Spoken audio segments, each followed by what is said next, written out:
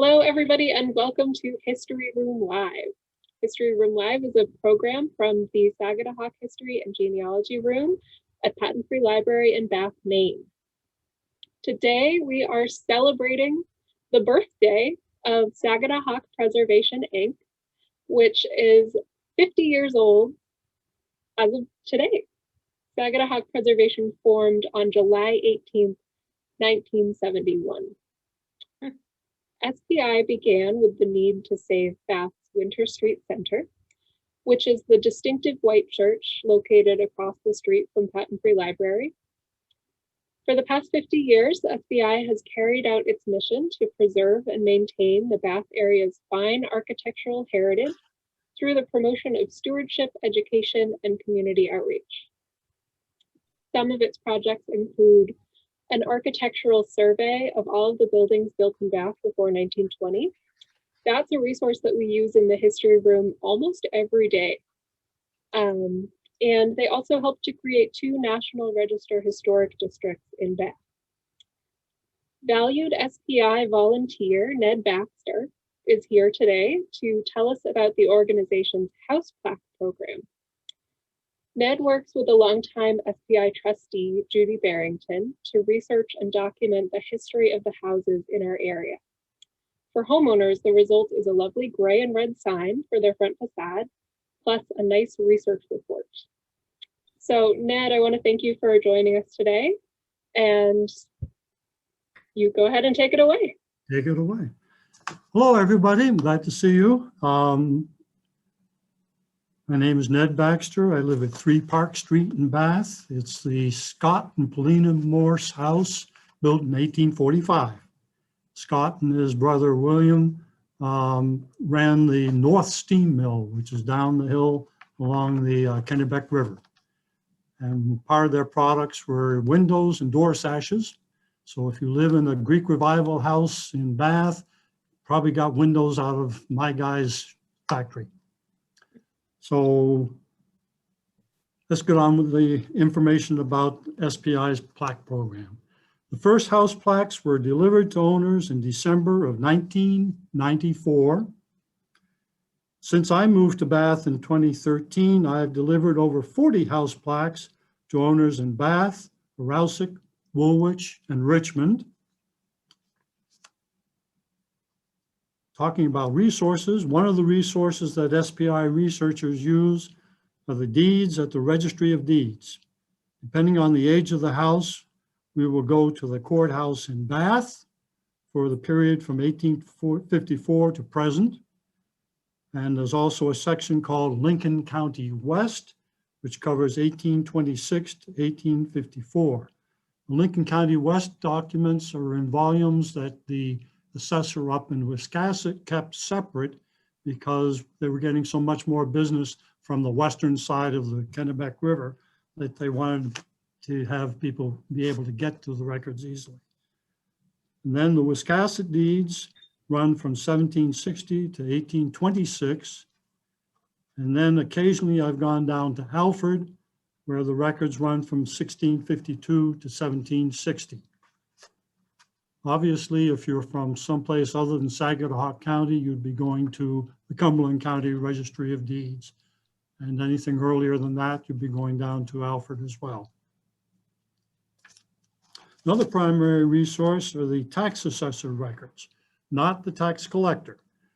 The assessor's records indicate the location of the property and usually in a butter to make clear what property they're talking about. In Bath, the early records are on microfilm right here in the history room. Records prior to 1845-ish were burned.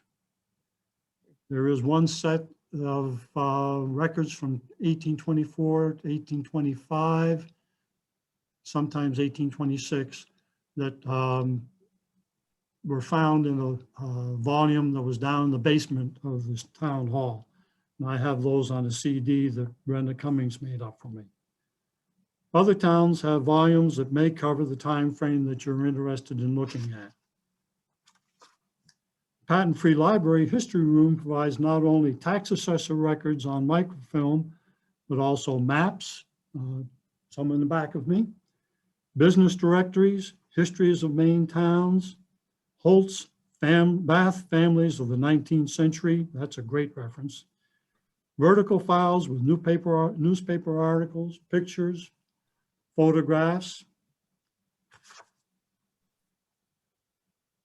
And one of the things that can be valuable are the Sanborn insurance maps. They were to document what properties were in the town, usually concentrating on the manufacturing areas, but they also got out into the houses. And if you're a model railroader, you might want to get a copy of the Sanborn maps for the area you're going to be making a train layout of. Just a tip to you. Sagadahoc Preservation Incorporated surveys here at the History Room. There's a South End survey that was associated with the Trufant district, I believe. And then the Bath survey that Jill mentioned covered houses prior to 1920. Those surveys were done in 1970 through the 80s. Historical societies of other towns are also good resources. I've been to societies in Georgetown, Bowdoinham, Richmond, and I did go up to Gardner. Went to Gardner because the house across the street from me was built in Gardner, taken apart and moved down river and rebuilt across the street in response to the need for housing during World War I. And I would like to give a reminder, the staff at all of these places are valuable resources. If I have any questions, they're always willing to help. So if you get into doing research on your house, remember, Jill's always here, ready to help you. Online, I use familysearch.org. I can get information about a family there, but also I can click and get into marriage records, intentions to marry, death records, census records, cemetery records. So all of those are available to me through Family Search. Also, findagrave.com is another source. You can get pictures of tombstones that can confirm information that you've gotten from other sources. So let's see what information might be found in one of SPI's reports. This is a report. And what we're looking at is a house that I researched down in Arousic. It was the Stinson Farm. And I'm calling this a case study. Next.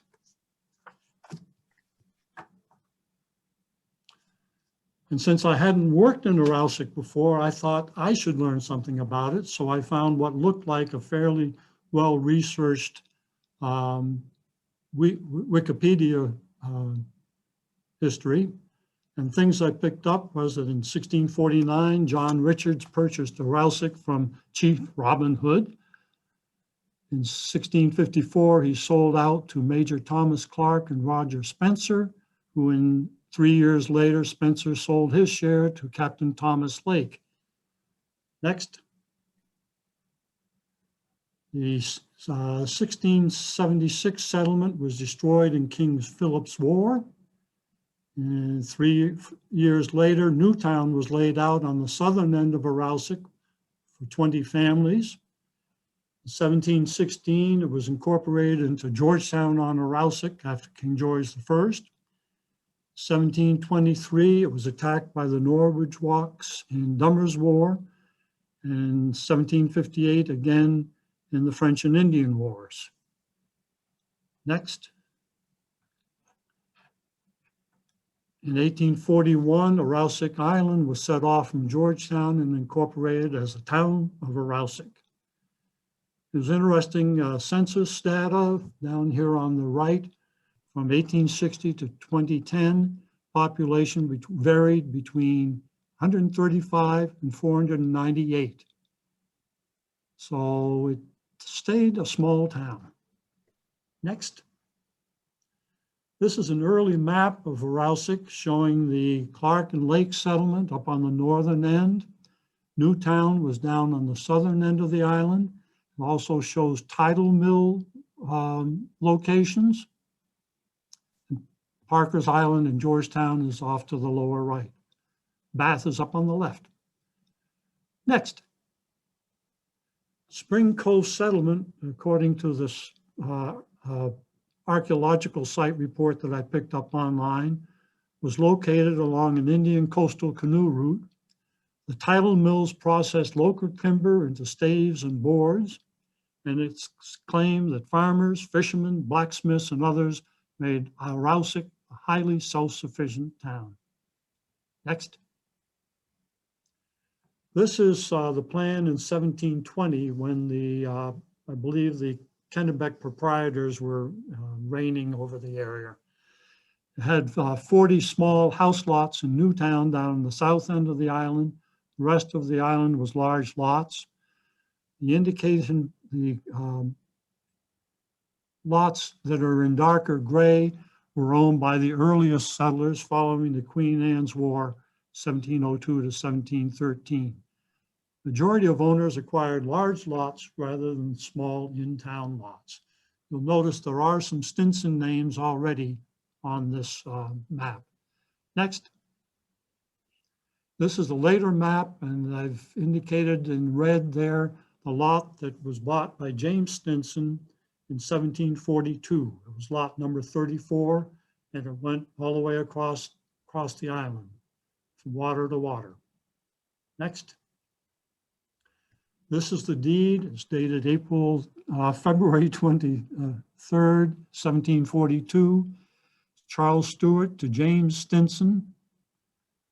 He bought lot 34, consisting of 87.75 acres of upland and marsh with buildings, possibly a log house, although I have another reference that says it was built in 1742, fences, appurtenances, and improvements.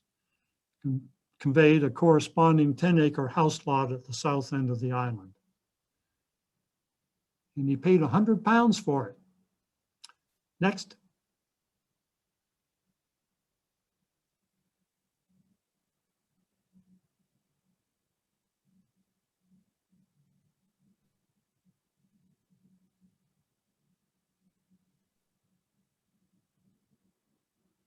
Next.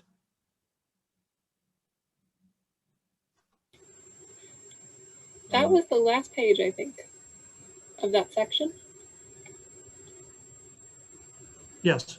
So next is 9B? 9B, yes, ma'am. Okay, great. And we need this one. Yes. Thank you. This is an interesting deed. It's a quick claim from John Watts, a gentleman in York, to James Stinson, a laborer in Georgetown.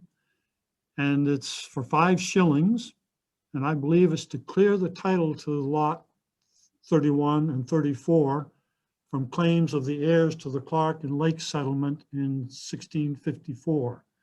I read a case that the heirs of Clark and Lake brought against the Kennebec proprietors, and they were allowed to go out and solicit for some money to offset their losses. I also heard that this was done on up in Woolwich and Wiscasset as well. And notice that this deed is dated 1747, but James Stinson didn't bother to record it until 1766. Next.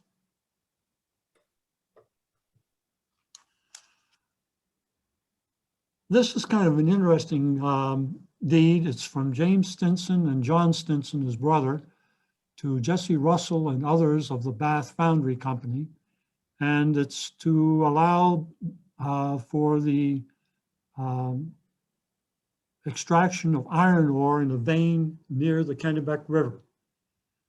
But there is a stipulation that if it doesn't prove out, that it reverts back to James Stinson. Well, they kept pulling ore out for quite a while, and it wasn't until David C. Stinson that it got back into the family. This was in 1823. Next. William Stinson releases his claim to the family farm to his brothers James and John. And this is in 1832. Next. And John Stinson in 1832 deeds his part of the farm to his nephew, John Stinson II. It's an undivided half, but with a requirement to support him for the rest of his life. From things I've read, I believe that John Stinson was living with his nephew's family in the log house. I can read the conditions here. You shall furnish me during my natural life with a good and comfortable maintenance and support with food, drink, nursing, clothing, lodging, medicine in cases of sickness, as I have heretofore lived, reserving to myself the privilege of living in the premises during my natural life without molestation or hindrance, and in case said John Stinson II occupies the dwelling house on said premises with me, I reserve to myself the southwest room. Well, that nails it down pretty well. In case of failure to administer and perform these stipulations in my behalf, the obligation deed shall be void, and the premises mentioned herein, next page, shall immediately revert to me. That's a pretty good legal document, I think. Next, the same time frame, there's a deed from James Stinson to his son, John Stinson II, conveying the other undivided half of the homestead farm. John paid $50 to his father. There's a requirement that John support his parents for the rest of their natural lives.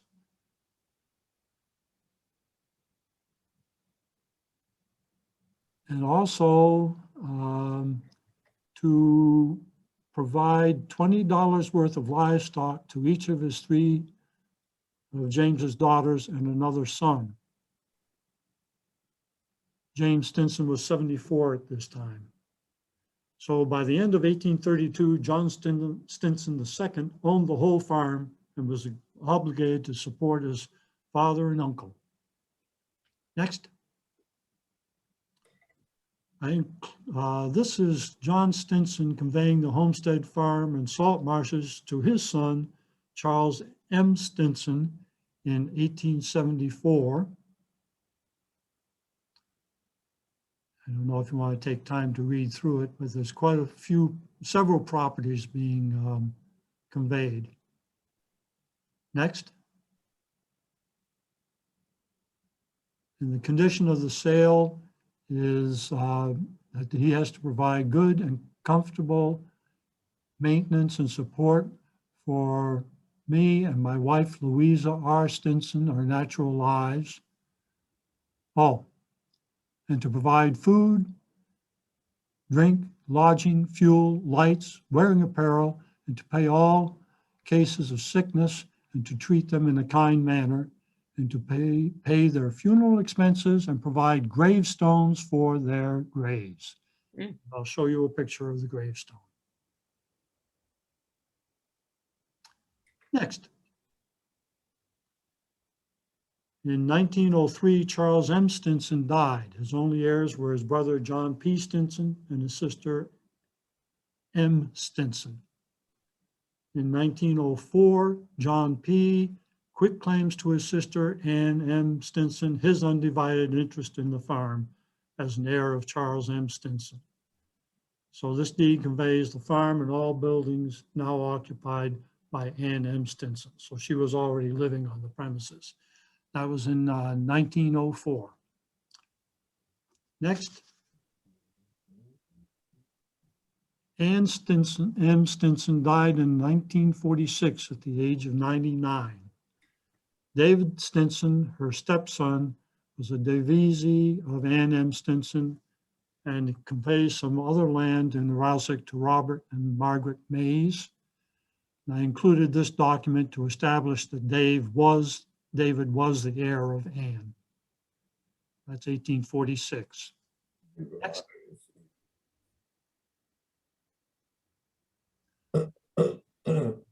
This is a warranty deed from David C. Stinson to Henry and Robert Levesque, and it conveys the property, and it basically conveys the home, family and homestead in another parcel. So the property is now going outside of the family in 1947. Next.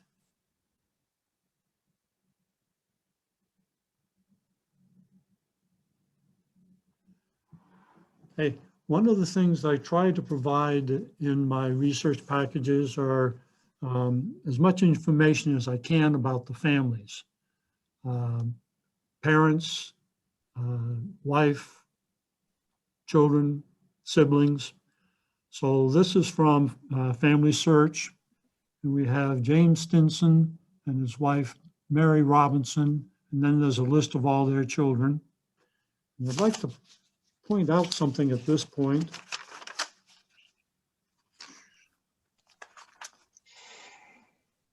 Note that Elizabeth, the first daughter, was born in 1755, and James and Mary were married in 1756. So later on, I'm going to be showing you the date that we came up with for this house, but I'm envisioning, putting myself in context, that Mary Robinson was pregnant. She wanted to marry James, but she did not want to live in the log house with his brother, John. So I think at this point, I've got grounds for saying that the house that we're putting the house plaque on was built in about 1755. Since there aren't any tax records that I could find, I didn't have much else to go on. So the children of James Stinson and Mary Robinson that we're going to be dealing with next are James Stinson and John Stinson. Next. So James Stinson married Abigail McFeeters, and they had a John Stinson who married a Louisa Stinson, and their son was Charles M. Stinson. So those are all names that we remember from the deeds we just saw. And if we go down to the next page, we had John Parker, and we also have Anne Mary Stinson. And we remember that Anne Mary lived until she was 94. She was married twice.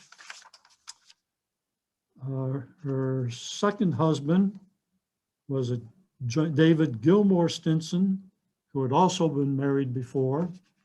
So she had a ready-made family coming over, and one of the children was David Chesley Stinson. And he inherited the property from his stepmother, Anne Mary Stinson. Next. We provide a summary of the deeds that we research, just so that the owner can quickly see what was happening, and hopefully it makes it more understandable.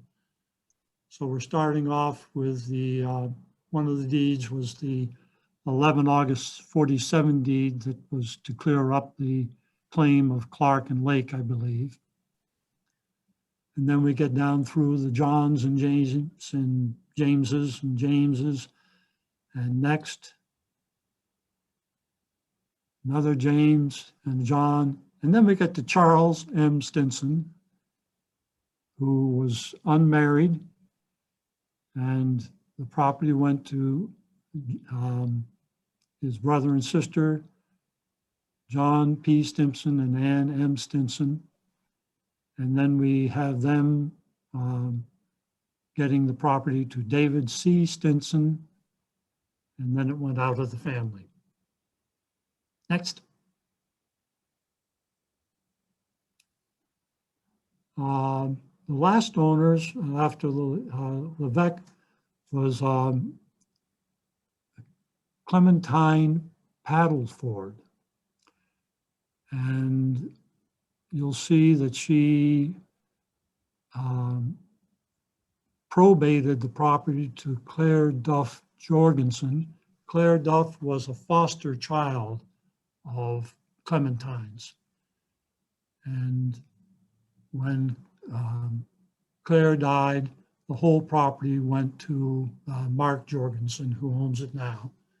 Mark is a good supporter of Sagadahoc Preservation Incorporated. We appreciate his work for us. Next page. Here's some pictures that I obtained. This is of David C. Stinson in his wagon. He was the last family member to work the Stinson farm. Next page. Smiling woman and her horse. There are some men in the background. The identity of the woman, the horse, and the men are unknown. However, I think that the woman might have been David Stinson's second wife, Miss McFadden. Next. I came across an article from 1947. It's titled, "A Rousick Farm and Stinson Family 200 Years at Last Passes into the Hands of a New Owner." And they talk about what was conveyed, 375 acres, including the original farm, plus additions made from time to time. Next page. The article continues discussing the Stinson family in Rousick, discusses James Stinson and his descendants in particular. It brings up the iron mine near the Kennebec River, and that the land was recovered by David C. Stinson in the 20th century. Next page. And it continues with a discussion of the family. And then I thought that this was an interesting accolade or epitaph, however you want to phrase it. David C. Stinson has been well known in Bath for many years, having since his youth had a long list of customers here to whom he has brought firewood and produce of the finest. What more could a farmer ask for than that praise? Next.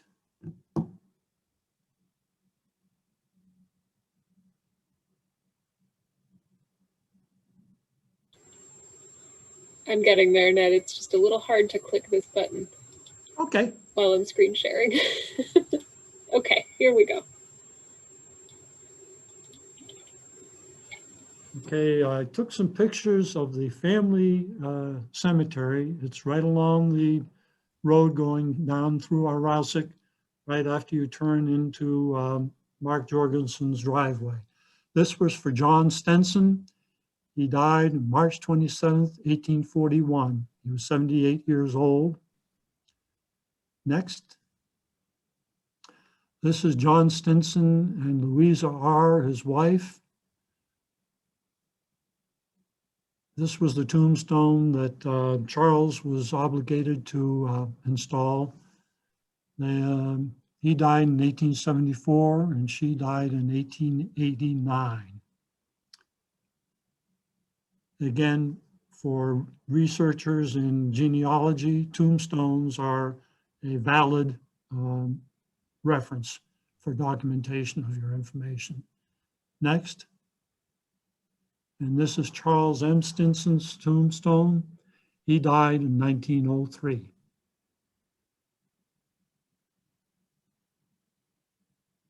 Next. And this is the plaque that we designed for the house. It's the Stinson Farm, 1742 to 1947, house built circa 1755. And again, that we discussed that circa 1755 was based on a couple of dates in the family history. Date of marriage, date of birth of the first child. It's also based on the style of the house. Judy Barrington felt that the style supported the mid-1700s So that's what we went with. That wraps that up. Everybody still awake? Oh, yes. Oh, good, good. It's fascinating. Thank you.